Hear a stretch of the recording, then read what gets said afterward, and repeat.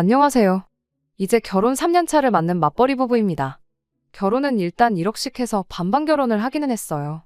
하지만 저는 오롯이 제가 모은 돈을 가지고 왔고 남편은 모아놓은 돈이 따로 없었다 보니 시댁에서 그 돈 전부를 해줬기에 엄밀히 따지자면 반반 결혼을 했다고 보기에 약간 애매한 부분도 있습니다. 여태까지는 이 사실이 저희 결혼 생활에 있어서 제 발목을 잡게 만드는 일이 될 거라고는 생각도 못했어요. 남편이 돈을 모아놓지 못한 이유는 취직이 다른 사람들에 비해 늦은 편이기에 그렇습니다. 그리고 제가 사회생활을 남들보다 조금 빨리 시작했다는 이유도 한몫하겠고요. 영화 보는 것 말고는 딱히 취미라고 부를 만한 것도 없던 저였다 보니 돈 모으는 것도 딱히 없었어요. 남편이 취직을 늦게 한 데에도 이유가 있습니다. 처음 연애를 시작했을 때만 해도 저희 둘 다 직장인이었어요. 연애 시작하고 1년 뒤에 남편이 제대로 사람 대우해주는 그런 회사에서 일을 하고 싶다며 다니고 있던 회사를 그만두게 되면서 공백기가 생기게 되었거든요.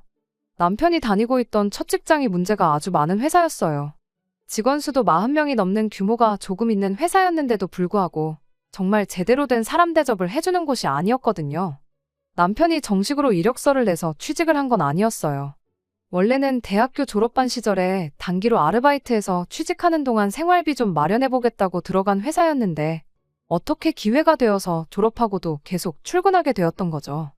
남편 말로는 같이 일하는 직원들하고 합이 잘 맞고 일도 성향에 맞는 데다가 어느 정도 미래도 보이는 곳이라고 생각했었대요. 거기에 사장까지 나서서 이런 식으로는 원래 채용을 잘 안 한다면서 이렇게 열심히 일하는 인재를 놓치면 회사 손해라고 취직하지 말고 여기서 그냥 일을 하라고 설득까지 해왔다는 겁니다. 그렇게 3년간 거기서 직장 생활을 하고 있었고 그때 저랑 연애도 시작했던 겁니다. 시간이 지나면서 남편도 짬이 좀 생겼으니 신입 직원이 들어오면서 사수 역할을 하게 되었대요. 처음 남편 밑으로 생긴 부하 직원이다 보니 인생 이야기도 해주고 술도 사주면서 가깝게 지냈다고 합니다. 그러다 같이 술 한잔하면서 회사 이야기가 나왔는데 그때 충격적인 사실을 알게 되었던 거죠. 실은 남편이 정말 말도 안 되는 박봉으로 일을 하고 있었다는 사실을 말이에요. 아르바이트한 기간까지 포함하면 3년을 훨씬 넘긴 경력직이었음에도 불구하고 이제 막 들어온 신입 직원이 받는 월급보다도 못한 돈을 받고 일을 하고 있었다는 사실을 알게 되었던 겁니다. 남편이 처음 시작을 아르바이트생으로 했다 보니 그때 당시에 거의 최저시급을 받고 일을 하고 있었는데 사장이 아르바이트생인데도 불구하고 직원만큼 일을 하는 남편을 아주 호구로 봤던 거였죠. 아르바이트 할 때도 저렇게 일을 열심히 하는데 뭐하러 돈을 더 주냐 뭐 그런 생각이었나 보죠. 남편이 아르바이트에서 직원이 되면서 월급을 많이 올려주긴 했는데 많이 올려줬다고 해도 회사에서 뽑는 신입 직원이 받는 돈보다 훨씬 못한 돈을 주기로 했던 거예요. 남편 잘못이 아예 없는 건 아니죠. 남편도 좀 더 알아보고 그랬어야 했는데 그때야 아무 경험 없는 사회초년생 시절이고 주변에서도 그런 내용에 대해 알려주는 사람 하나 없었다 보니 학교 끝나고 와서 일하면서 매달 6, 70만 원 받던 월급이 220만 원이 돼버리니 남편은 엄청 많이 올려줬던 걸로 생각했던 겁니다. 해마다 연봉도 5%씩 올려줬다는데 원래 받는 돈이 적은데 올라봐야 얼마나 오른 거겠어요. 아무것도 모르고 3년 동안 뼈 빠지게 일했는데 배신감에 아주 치가 떨렸다고 하네요. 그런데도 아쉬운 소리, 싫은 소리 하나 못하는 남편 성격 때문에 그 사실을 알고도 계속 출근을 했었던 거예요. 남편한테 이 사실을 알려준 신입 직원은 남편 월급 이야기를 듣고 뭐 이딴 회사가 다 있냐며 그날로 바로 그만뒀다고 하는데 남편한테는 그런 결단을 내릴 과감함마저 없었던 거였습니다. 그런 남편이 회사를 그만두게 된 건 순전히 저 때문이었어요. 남편이 한 번은 술에 엄청 취해서 속상하다며 저한테 전화를 해왔고 회사에서 박봉으로 아주 뽕을 뽑히고 있었다는 사실을 그때 처음 저에게 말해줬어요. 저도 이야기 듣기만 해도 피가 거꾸로 솟는 기분이었는데 당사자인 남편은 오죽했겠나요. 당장 안 그만두고 뭐 하고 있는 거냐고 그때 제가 남편한테 회사에 당장 사표 집어던지고 사무실도 뒤집어놓고 오라고 조언을 해줬죠. 남편은 처음에는 조금 꺼려했어요. 당장 벌이가 사라지는 거나 마찬가지였으니 앞으로 뭐 해먹고 살지 고민을 하더라고요. 아직 30도 안 됐는데 벌써부터 그런 걱정을 하냐고 새 직장 찾을 때까지 백수라고 해서 내가 헤어지자고 안 할 테니 당장 내일 회사부터 그만두라고 한마디 했어요. 제 말에 힘을 얻은 남편은 바로 다음날 회사에 사표를 내던지고 왔죠. 그제서야 거기 사장도 월급을 올려줄 테니 그냥 회사에 남아달라고 남편을 붙잡았다네요. 그동안 헐값에 부려먹은 돈을 다 쳐줘도 모자랄 판에 그 상황에서도 돈을 좀 아껴보겠다고 그 신입 직원이 받는 월급보다 5만 원을 더 주겠다고 나왔대요. 그제서야 남편도 자기가 호구당하고 있던 사실을 깨닫게 되었고 그 길로 뒤도 안 돌아보고 회사를 빠져나왔답니다. 원래는 후임 자리 생길 때까지 인수인계를 위해 다닐 생각이었는데 더는 못 참겠다면서 말이죠. 그때 남편이 조금 답답한 구석이 있다는 걸 알았어요. 사표 집어던지는 와중에도 회사에 인원이 비는 걸 걱정해서 몇 달 더 다닐 생각을 했다는 게 말이죠. 아무튼 결과적으로는 바로 때려쳤기 때문에 그걸 가지고 뭐라고 하지는 않았습니다. 남편이 새로 직장을 구한 건 그 회사를 그만두고 1년 반이 더 지나서였습니다. 그래도 새로 들어간 직장에서 경력 인정도 받고 해서 곧바로 대리직함 달고 출근할 수 있었어요. 남편이 심약하긴 하지만 실력이 없는 사람은 아니었거든요. 남편은 남편 나름대로 자기가 돈 한 푼 못 벌어오는 와중에 떠나지 않고 곁을 지키던 제가 자기를 뒷바라지 해줬던 거라고 생각을 했었나 봐요. 그리고 어쨌든 제 덕분에 악독한 회사에 한 방 먹여주고 나온 꼴이 되었으니 저랑 결혼해서 제 말만 듣고 살면 손해보는 일은 없겠구나 하는 생각도 들었다더라고요. 새 직장에 들어가고 나서 얼마 지나지 않아서 저한테는 평생 갚아도 모자랄 신세를 졌다며 자기랑 결혼해주면 그 은혜를 평생에 걸쳐서 갚아주겠다고 저에게 청혼을 해왔죠. 그리고 그렇게 저는 남편과 결혼을 하게 되었습니다. 연애하는 동안은 아무 문제가 없었거든요. 아쉬운 소리 못하고 조금 답답하고 못 믿어온 구석이 있다는 건 알고 있었지만 바꿔 말하면 웬만한 거 다 저한테 맞춰주는 착한 사람이었으니 적어도 결혼하면 어이없는 걸로 싸울 일은 없겠구나 싶었어요. 남편이 모아놓은 돈은 없었을지언정 시댁에서 똑같이 1억을 해주겠다고 했으니 결혼자금 문제도 딱히 따지고 들 게 없었죠. 그렇게 제 1억, 시댁돈 1억으로 반반 결혼을 하게 되었습니다. 그 돈으로 빌라 전세 하나 구해 신혼살림 차리고 맞벌이 결혼 생활을 시작했습니다. 연애를 꽤나 길게 한 편이라서 남편에 대해서는 어느 정도 많이 알고 있다고 생각했는데 결혼하고 나니 모르는 것 투성이었어요. 요즘이 옛날처럼 결혼하기 전에 어디 가서 신부 수업 미리 받고 그러지는 않잖아요? 제가 혼자 살면서 기본적인 살림들은 손에 익은 상황이긴 했지만 그렇다고 해서 능숙한 편은 아니었어요. 그래도 평생을 부모님 집에서 살아온 남편보다야 제가 훨씬 더 잘했죠. 맞벌이에는 맛살림 하는 게 당연하다고들 하지만 혼자서 겨우 라면 정도 끓여 먹는 게 할 줄 아는 집안일에 전부인 남편에게 뭐 하나 제대로 맡길 만한 상황은 아니었습니다. 그래서 제가 주도적으로 집안일을 하게 되었죠. 남편은 대신 제가 시키는 것들은 군말 없이 다 했고요. 시부모님도 좋은 분들이라 생각했고 남편도 저에게 잘한다 했으니 행복한 결혼 생활을 하게 될 줄 알았는데 그게 아니었습니다. 남편 위로 신우가 한 명 있는데 처음에는 신우 때문에 결혼 생활이 조금 힘들게 될 수도 있겠다 하는 생각을 했었어요. 팔이 안으로 굽어서 그런 건지 이유는 모르겠지만 신우는 제가 남편보다 한참 모자라다는 생각을 하는 듯 보였고 대놓고 저를 못 살게 굴지는 않았지만 탐탁치 않아 한다는 티를 그렇게 내고 다녔거든요. 저희가 결혼식 올리고 나서 얼마 지나지 않아 집들이를 했어요. 시부모님의 신혼에 이렇게만 불렀고 식사 끝나고 커피랑 차 한 잔씩 마시면서 이런저런 이야기를 하다가 시어머니가 우리 온다고 집 청소해놓고 음식해놓고 아주 그러느라 고생했겠다고 저한테 한마디 해주셨어요. 그 말에 남편도 나서서 많이 도와줬다고 힘쓰는 건 남편이 다 도와줘서 별로 힘들지 않았다고 대답했는데 신우가 괜히 트집 잡으면서 한마디 하더라고요. 그깟 집안일, 뭐 얼마나 대단한 거 한다고 기어이 남편을 부려먹는다고요. 그 자리에 심해부도 있었는데 자기 얼굴에 침 뱉는 격이라는 걸 몰랐나 봐요. 저도 모르게 신우한테 그럼 심해부님은 형님 집안일 할 때 구경만 하고 하나도 안 도와주시냐고 놀라면서 되물었어요. 모쪽을 주려고 작정하고 그런 게 아니고 정말 저도 모르게 튀어나온 말이었는데 신우가 얼굴이 시뻘개져서 아무 말도 못하고 있었습니다. 아무튼 그 발언을 시작으로 신우가 아주 스위치가 켜져서는 온갖 불만을 이야기하기 시작했어요.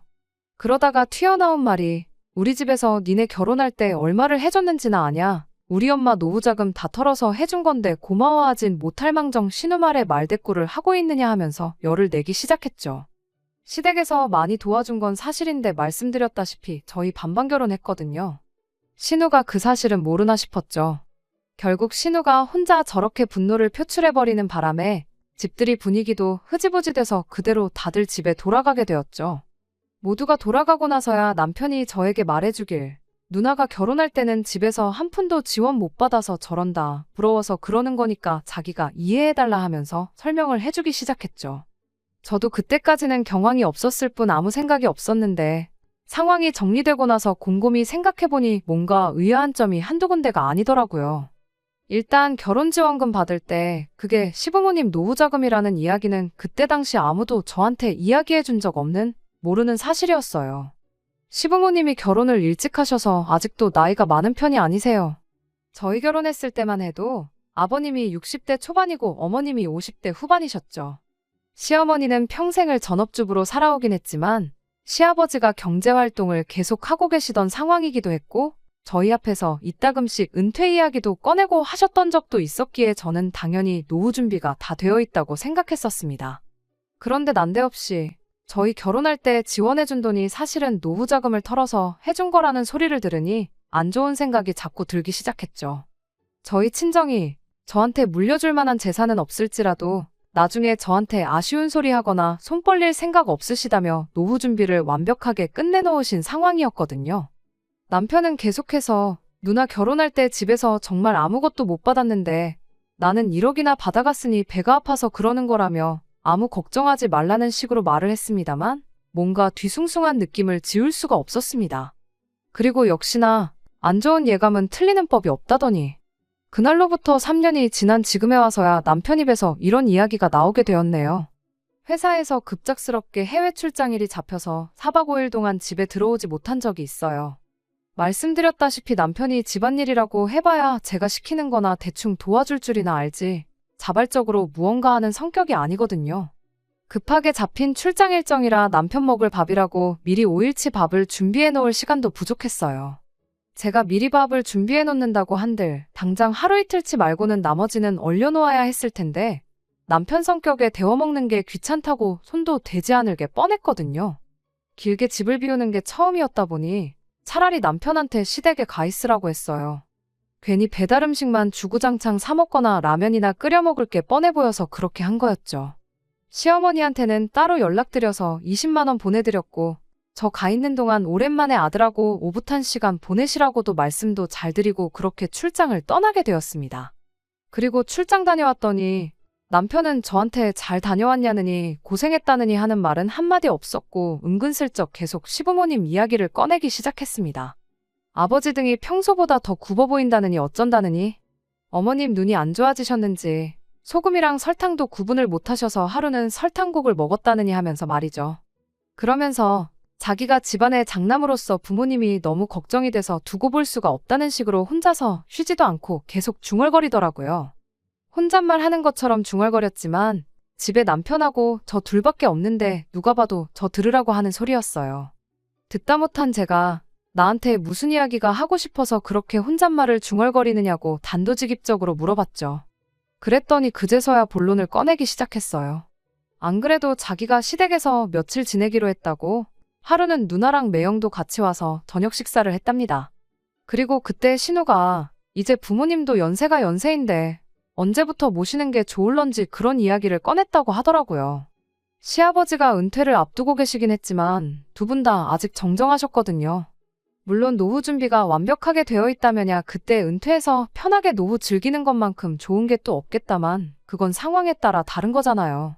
심지어 저희 친정부모님도 노후 준비 완벽하게 끝내놓은 상황이었지만 아직도 사람 일 어떻게 될지 모른다며 두 분 다 아직도 경제활동을 하고 계세요. 평생 사무실에서 펜만 굴리시던 친정아버지도 정년퇴직 후에 놀고만 있을 수 없다며 아는 분 가게 나가서 청소도 도와주고 굳은 일 마다하지 않고 그러면서 생활비를 벌고 계시거든요. 예전이야 환갑이었지. 요즘 100세 시대라는데 아직 두 분 다 정정하시고 일할 거리 찾는다면 얼마든지 찾을 수 있을 텐데 왜 벌써부터 합가 이야기를 꺼내느냐고 남편한테 대놓고 물어봤어요. 그랬더니 남편이 저보고 왜 이렇게 공감 능력이 떨어지냐며 혼자 열을 내더라고요.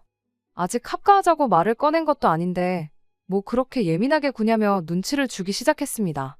그러면서 저한테 한다는 소리가 시부모님이 우리 집에서 같이 살게 되면 그만큼 이득 보는 게 많은 거 모르냐고 따지더라고요. 이득은 무슨 이득이냐고 했더니 어머님이 같이 살게 되면 나중에 우리 아이 태어나면 애도 대신 봐주실 거 아니겠냐고 그것만 해도 제 월급에 애 봐주는 사람 구하는 것까지 생각하면 달에 500만 원은 이득을 보는 거랍니다. 그것뿐이겠냐며 어머님이 살림도 대신 다 해주실 거 아니겠냐며 그것도 한번 계산을 해보라는 거예요. 하루에 하는 집안일을 2시간씩만 잡아도 우리 시급으로 계산하면 그것도 달에 200만 원은 좋게 될 거라면서 말이죠. 그리고 어차피 내가 집안의 유일한 아들이니 나중에 가면 부모님 모시고 살게 될 게 당연한 건데 당장 내일부터 모시나 나중에 가서 모시나 달라질 게 뭐가 있냐고 하더군요. 마치 저한테 선택권이라고는 없다는 듯이 딱 잘라서 말을 하더라고요. 평소에 언변이 그렇게 좋은 사람이 아닌데 입에 모터가 달린 것 마냥 따다다 쏘아대는 걸 보니 누가 보면 미리 연습이라도 한 줄 알겠다 싶더라고요.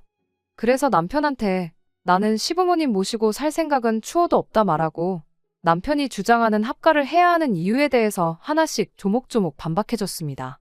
당신 말 맞다나 시어머니가 살림해주고 나중에 아이 태어나고 애 봐주시고 그러는 거 생각해보면 분명히 도움이 되는 건 맞는 말이다만 앞뒤가 맞지 않는 거 아니냐고요. 시부모님 모시고 살고 싶다는 이유가 여태껏 고생하신 부모님 이제 좀 편하게 해드리고 싶어서 그런 거 아니냐고요. 그런데 집안일 전체를 어머님한테 떠맡기는 것도 모자라 황혼육아까지 시키려는 거냐고요. 굳이 모시고 살지 않아도 어머님은 어머님대로 지금 시댁에서 집안일 혼자서 하고 계시는 거 아니냐고. 그런데 육아까지 떠넘겨버리면 어머님은 오히려 2배로 더 힘들어지는 거 아니냐고 물었죠.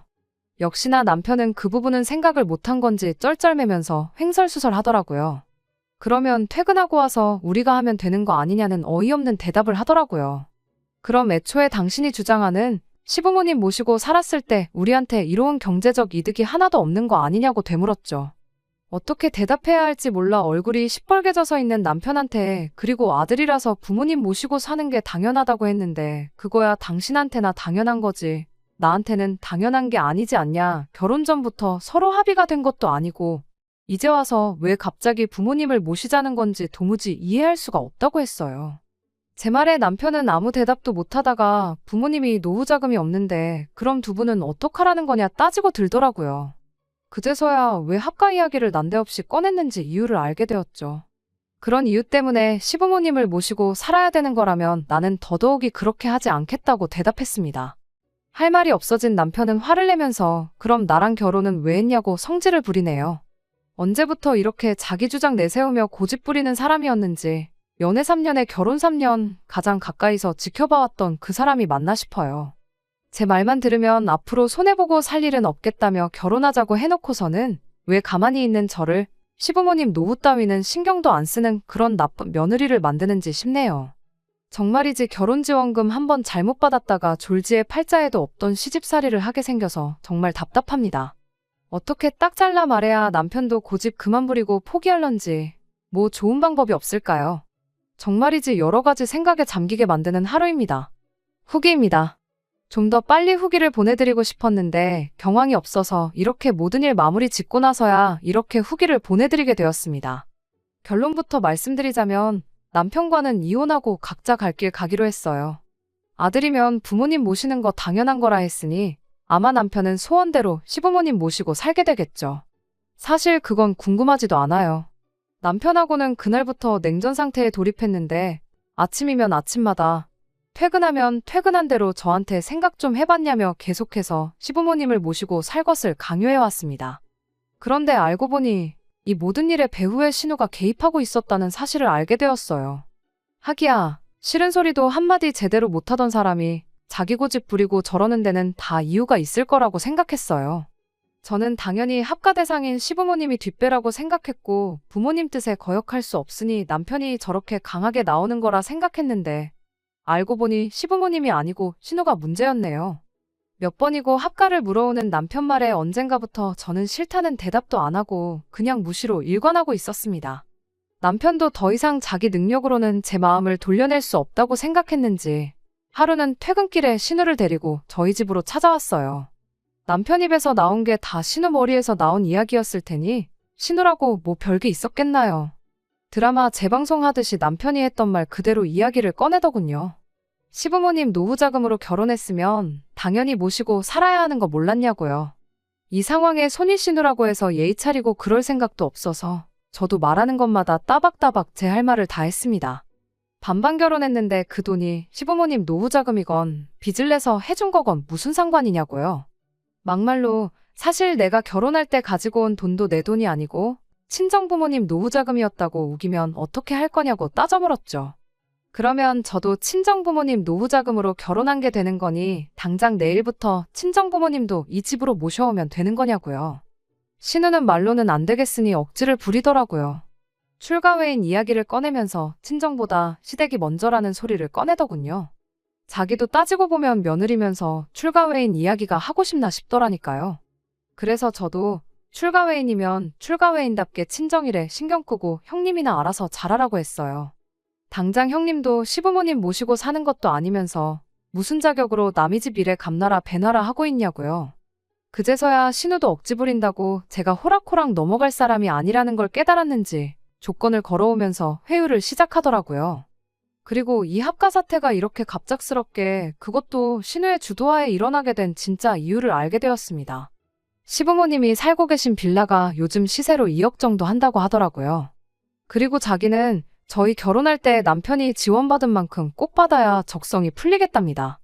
그러면서 조건을 제시하길 시부모님 집을 팔아서 그 돈을 정확하게 반반씩 나누자고 하더라고요. 그러면 저도 1억이 생기는 거니 손해는 아니라면서요. 하지만 여기에는 큰 함정이 있었죠. 속이 뻔히 보여서 함정이라고 할 것도 없어요. 시부모님 집을 팔면 시부모님은 어디 가서 사느냐 따져 물으니 당연히 니네가 모시고 살아야지 이러고 있더라고요. 고작 1억 받자고 제가 앞으로 못해도 30년 평생을 시부모님 모시고 살겠다고 하겠냐 물으니 저보고 피도 눈물도 없는 년이라며 그럼 우리 엄마 아빠 길바닥에 노숙이라도 하라는 거냐며 욕짓거리를 쏟아붓더라고요. 그렇게 부모님 노후자금 걱정하는 딸이 정작 뒤에서 하는 짓이라곤 멀쩡히 잘 살고 있는 집 팔아 그 돈 꿀꺽하고 동생한테 오갈곳없는 부모님을 떠넘기는 거냐고 피도 눈물도 없는 게 대체 누구냐고 되받아쳐줬네요. 자기도 말문이 막혔는지 혼자 부들부들대면서 악을 쓰다가 그럼 부모님 노후자금이나 뱉어내라고 엄포를 놓길래 반반 결혼한다고 받은 돈을 내가 왜 뱉어내야 되냐고 그렇게 효녀노릇이 하고 싶으면 여기서 이럴 게 아니고 시부모님 모시고 외식이나 다녀오라 한마디 해주고 저는 방으로 들어가 버렸습니다. 아예 상대를 안 해주니 신우 혼자 길길이 날뛰다가 결국 포기하고 돌아가더라고요. 그 와중에도 차비 쓰기가 싫었는지 남편 보고 태워다 달라더군요. 남편은 거기서 속도 없이 신우를 집까지 데려다주고 왔습니다. 이걸로 끝났더라면 이혼까지는 안 했을 텐데 차 안에서 신우한테 무슨 소리를 듣고 온 건지 집에 돌아온 남편이 다짜고짜 오냐오냐 해줬더니 시댁 무서운 줄 모르고 가장인 나도 우습게 보는 거냐며 2차전을 시작하는 겁니다. 이쯤 되니까 돌이킬 수 없는 데까지 왔구나 하는 생각이 들었습니다. 남편을 설득해 놓으면 신우가 와서 저러고 신우의 말을 무시하면 남편이 와서 저러는데 모르긴 몰라도 이게 앞으로 펼쳐질 제 결혼 생활이라는 게 안 봐도 뻔하더라고요. 이미 저는 시부모님 사정이 어떻게 되었든 간에 길바닥에 내몰면 내몰았지. 모시고 살 생각은 추호도 없는 그런 사람이 되어 있는데 여기서 제가 뭘 더 어떻게 해야 하나 싶어서 그 자리에서 포기해버렸어요. 남편한테 원하는 대로 신우한테 결혼할 때 받은 돈도 돌려주고 시부모님도 모시고 살라고 한마디 해줬죠. 분위기 파악을 못하는 건지 남편은 제가 이제서야 자기 말을 듣는 건 줄 알고 입이 귀에 걸려서 웃더라고요. 언제쯤 오시라고 하면 되겠냐, 방은 어떤 방을 정리하면 되겠냐 혼자 들떠서 신이 나 있더라고요. 아무 때고 당신 원할 때 하면 되고 안방을 들여도 되니 알아서 하라고 했습니다. 그리고 저는 방에 들어가서 제 짐을 꺼내기 시작했죠. 남편은 내일 당장 모시는 거 아니니 천천히 하라고 아직도 착각을 하고 있더라고요. 그 길로 남편한테 나는 일단 친정에 가 있을 테니 서류 준비되는 대로 만나서 재산 분할은 어떻게 할 건지 정확하게 정산 한번 해보자고 했습니다. 반반 결혼했고 똑같이 맞벌이 했으니까 정확하게 절반 나눌 거고 정확한 정산은 나중에 날 잡아서 한 번에 하자고 말했습니다. 그제서야 제가 무슨 말을 한 건지 눈치를 챈 남편이 그게 무슨 소리냐며 얼굴이 죽상이 되더라고요. 나는 시부모님 모시고 살 생각이 없고 그렇다고 당장 당신 누나가 되었든 당신 부모님이 되었던 간에 내 피 같은 돈 1억을 넘겨줄 생각도 없으니 내가 빠져주는 거라고요. 나만 빠져주면 우리 돈 1억이 아니라 네 돈 1억을 부모님한테 돌려드릴 수 있는 거 아니냐. 그러니까 이혼하고 그걸 신우랑 공평하게 나눠갔던 그 길로 부모님 모시고 살면서 아들로 태어난 도리를 하던 그때부터는 당신 좋은 대로 하면 되겠다고 말이죠. 남편이 아연실색을 하면서 이혼 말고 다른 방법이 있을 거라며 그제서야 같이 머리를 맞대고 좋은 방법이 있는지 한번 고민 좀 해보자고 하는 겁니다. 그래서 어디 한번 지금 이 상황에 이혼보다 더 좋은 방법이 있는지 지금 당장 말해보라 그랬어요. 시간 넉넉히 줄 테니까 천천히 생각해보라고 말이죠. 신우랑 한통속이라 저러는 거지. 남편도 합가를 하던가 생돈을 날려야 하는 말도 안 되는 양자택일을 강요받고 있다는 사실을 알고는 있던 건지 아무 말도 못하더라고요. 결국 좋은 방법이라고 내놓은 아이디어가 어차피 우리 맞벌이 하고 있고 아이도 없으니 경제적으로 어려울 게 없지 않냐면서 앞으로 매달 100만 원씩 신우한테 보내주잡니다. 그러면 4년이면 5천만 원이지 않냐고. 그렇게 하면 시부모님도 모실 필요 없고 따지고 보면 누나도 똑같이 5천씩 받은 꼴이 되는 거니 더 아무 말 없지 않겠냐면서요. 당신 지금 누나한테 돈을 주고 싶은 거냐? 시부모님 모시고 싶다고 한 거 아니었냐고 반문했더니 아무 대답도 못하고 멍하니 저만 쳐다보고 있길래 그냥 그 길로 짐 싸서 친정으로 향했습니다. 다음 날이 돼서 남편도 아니고 신우도 아닌 시어머니한테 전화가 왔어요. 모르는 척 하는 건지 진짜 모르는 건지는 모르겠지만 이 상황이 시부모님과 상의가 되었던 게 아니라는 걸 알게 되었습니다. 하기야 남편하고 신우가 말하는 꼴을 보니 시부모님 모시고 사는 게 문제가 아니라 돈이 문제였던 거였으니 그럴만도 하겠다 예상은 하고 있었죠. 시어머니는 저한테 사과를 먼저 해왔어요. 그리고 2번 다시 신우가 저희 앞에서 합가나 돈 이야기 꺼내지 못하게 단도리를 하겠다고 하셨죠. 원래부터 남편이 지 누나 말에는 꼼짝을 못했었다는 이야기를 해주시더라고요. 그제서야 어디 가서 싫은 소리 못하고 결정도 잘 못 내리는 남편 성격이 신우 때문에 그렇게 되었다는 걸 알았네요. 저는 조금만 더 생각을 해봐야겠다 대답했고 전화를 끊었습니다. 단순한 부부싸움이었다면 시어머니 때문에라도 그냥 넘어갔겠지만 남편에 대한 신뢰가 바닥인 상황에서 남편이 신우한테 원래부터 꼼짝도 못한다는 사실을 알게 되었으니 더더욱이 이혼에 확신이 생기기 시작했어요. 그날로부터 이틀이 지나서 저는 이혼을 해야겠다고 결심을 했습니다. 더 길게 끌어봤자 결과는 똑같겠다 싶어서 그 길로 바로 서류 작성하고 집에 가서 남편한테 이혼하자고 했어요.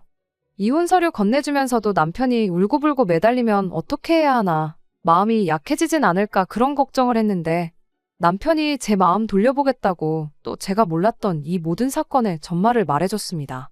신우가 결혼하자마자도 아니고 3년 만에 이렇게 나온 이유가 따로 있었더라고요.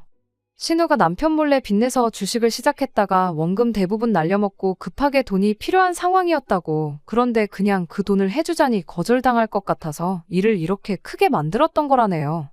그거 걸리면 누나가 이혼당할 것 같다고 울고불고 부탁을 해오는데 자기도 안 되는 거 알지만 누나 도와주고 싶어서 그랬던 거랍니다. 하지만 이젠 당장 누나가 이혼을 당하던 말던 손절해버리고 우리 미래만 위해서 살겠다고 말해오는데 긴 말할 것 없고 빨리 이혼 서류에 도장이나 찍어달라고 했습니다. 질질 끌면 나도 소송으로 갈 수밖에 없으니 마무리라도 깔끔하게 하자고요. 이혼을 하는 과정에 있어서 시부모님은 당신들이 돈이 없어서 그런 거라며 계속 저한테 미안하다고 사과를 해왔지만 정작 이 사건의 원흉인 신우는 저한테 전화는커녕 문자도 한 통 보내지 않았어요. 남편과 이혼 서류 제출하고 나오는데도 숙려기간 동안 잘 좀 생각해달라는데 그런 거 생각할 겨를도 없이 속이 너무 후련하더군요. 결혼하면 제 말만 듣고 살아도 손해보는 게 없겠다더니 결국 누나 말 듣다가 자기 인생이 저렇게 망가졌는데 남편도 제정신이면 재산 분할한 돈으로 신우 빚 갚아주고 그러진 않겠죠. 이제 이혼해서 각자의 길을 가기로 했으니 아무쪼록 정신 차리고 살았으면 싶은 따름입니다.